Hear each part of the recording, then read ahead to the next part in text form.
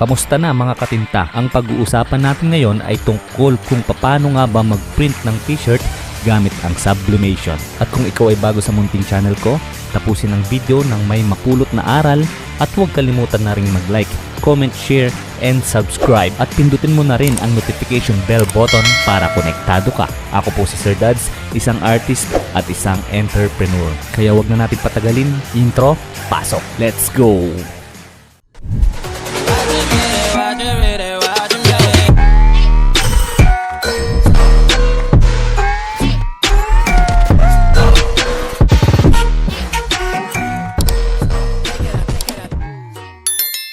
Okay, mga kakailanganin. Syempre, computer o laptop, heat press machine, sublimation printer, syempre sublimation paper at ang t-shirts. At pag kumpleto na ang ating kailangan, buksan ang ating Photoshop. Siya nga pala, Photoshop CC po ang gamit natin. Yan po ang ginagamit ko sa pag-i-edit ng mga pictures, pag-i-edit ng mga images. At pag nabuksan na po natin, punta lang po tayo sa File, then New. At i-select po natin kung anong image po o anong size ng image ang ipiprint natin sa t-shirt. Click lang natin. Ang ginagamit ko po is A3 International Paper, A3 size, at syempre 300 pixels po para standard po tayo at hindi nagpipixelize po yung image natin.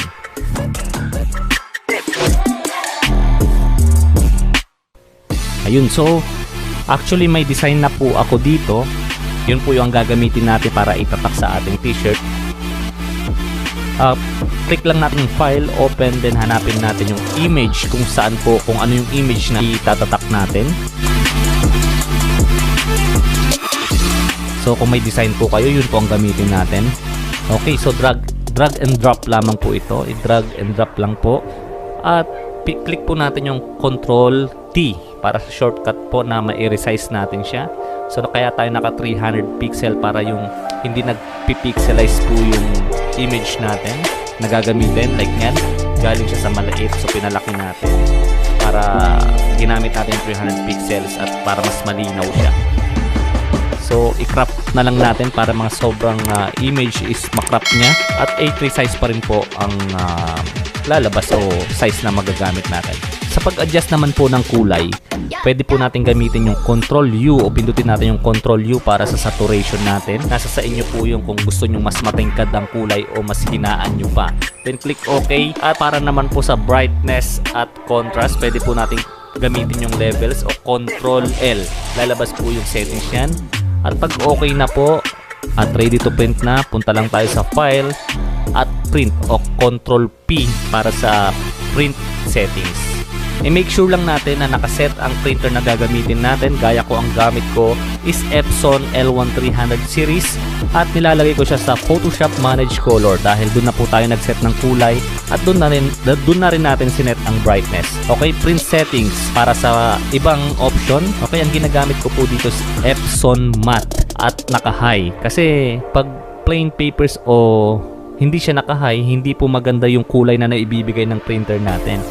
Pwede naman plain paper at high. Huwag po tayong gagamit ng mga standard quality. Laging high quality. Okay, proceed tayo sa more option. I-click lamang po yung more option. Pagka-click po natin, pwede tayong pumunta sa advance. I-make sure nyo nga pala na naka-mirror image po tayo. Dahil ipiprint natin ng nakataob yan. So, dapat naka-mirror image po yung set natin. So, setup natin. Okay, ang ginagamit ko dito is no color adjustment dahil sabi ko nga, nakapag-adjust na tayo sa Photoshop. At pag hindi pa rin kayo satisfied sa brightness o sa contrast, pwede pa rin po natin gawa ng paraan yan. Punta lang kayo sa Custom, Advanced, i-click lamang ang Color Controls. Pagka-click po natin, lalabas ang brightness, contrast, saturation, density. Kayo na pong bahalang magtimpla kung ano man po ang gusto nyo o malamig sa inyong mga mata.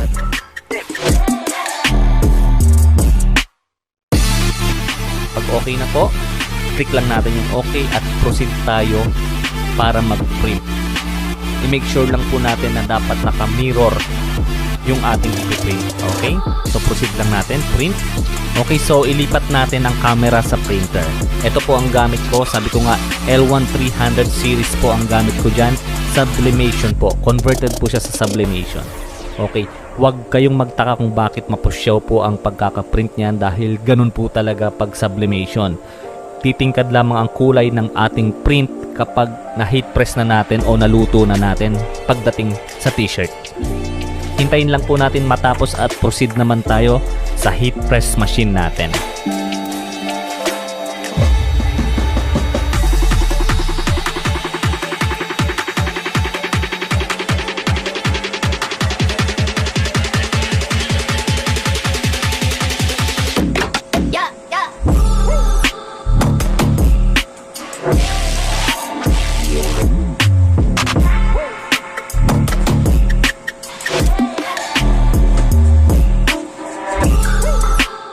Okay, eto na po ang heat press natin. So, ang gamit ko po is Kuyi 15x15.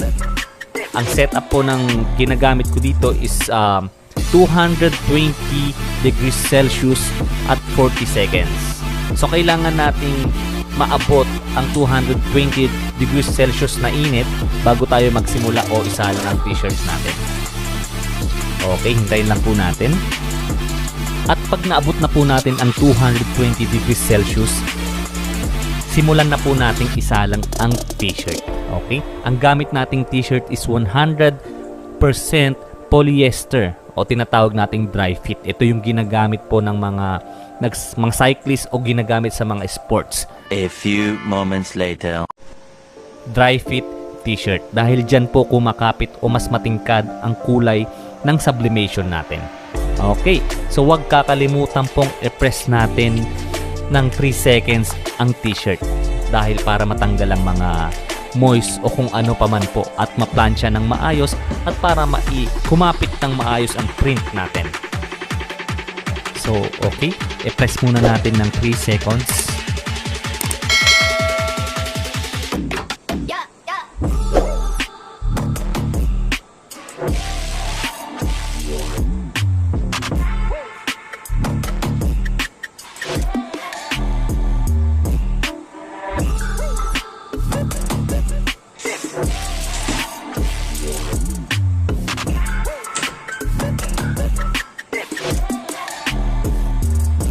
Pag na-plansya na natin, ilagay natin yung print nating image at syempre huwag kakalimutan po na lagyan ng bond paper. Bakit natin nilalagyan ng bond paper yan? Dahil minsan kumakalat po ang kulay at lalo kapag madumi yung teflon natin, kumakapit sa t-shirt. Para mas malinis, lagyan natin ng bond paper at para walang kumapit o kumalat na dumi. At minsan kasi kumakapit din po yung print o yung image sa teflon natin. So, kailangan may bond paper po tayo.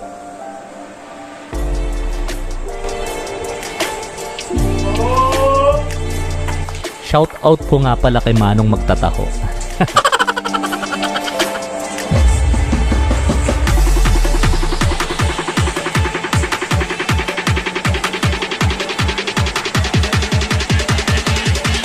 Okay, so i-press na natin at hintayin natin matapos yung 40 seconds.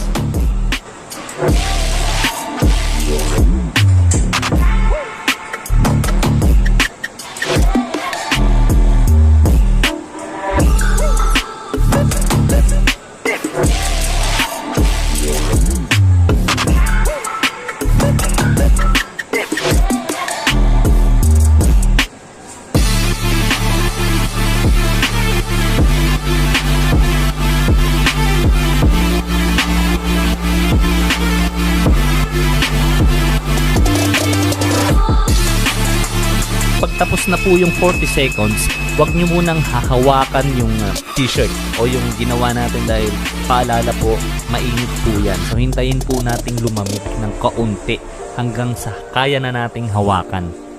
Okay, so hintayin natin. One eternity later. So tingnan na natin yung kinalabasan ng ating print. Okay.